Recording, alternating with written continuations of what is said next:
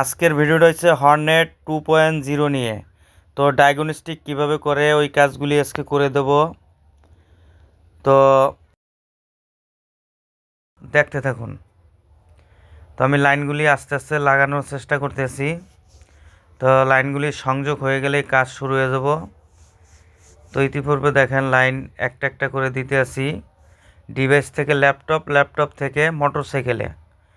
তো এই কাজগুলি বললেই হবে না, এগুলো বুঝতে হবে, জানতে হবে,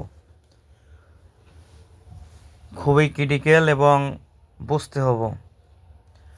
তো যাদের গাড়ি এরকম ধরনের সমস্যা হয় নিকটস্থ হুন্ডার শোরুমে যোগাযোগ করবেন। আমাদের ঠিকানাটা হয়েছে হুন্ডার শোরুম সাভার। তো দেখেন ডিভাইসের কানেকশন দিয়ে ফেলছি। তো এবার কার্যক্রম শুরু করব। আর চিন্তার কোনো সময় নাই, আপনাদের মাঝে এসে গেছে ডায়াগনস্টিক কিভাবে করে।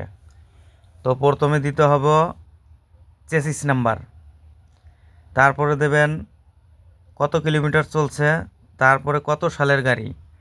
আসলে ডিভাইসে যেটা চাই ওটাই দিতে হবে, আপনি উল্টাপাল্টা দিলেও হবে না। তো এটা নিয়ে আজকে কাজগুলি শুরু করব, ততক্ষণে পাশেই থাকুন। তো কার্যক্রম শুরু হয়ে গেছে, দেখেন করতে আসি। ইংলিশও মোটামুটি বুঝতে হবে, না বুঝলেও হবে না। তো আমি অতটা বুঝি না, তার ভিতরেও শিখছি আর কি। তো দেখেন সবচেয়ে ক্রিটিক্যাল ভিডিও, রিসেট মারার সময় 10 সেকেন্ডের ভিতরে চাবিটা অন করতে হবে, তারপর আপনার কার্যক্রম ওকে হবে।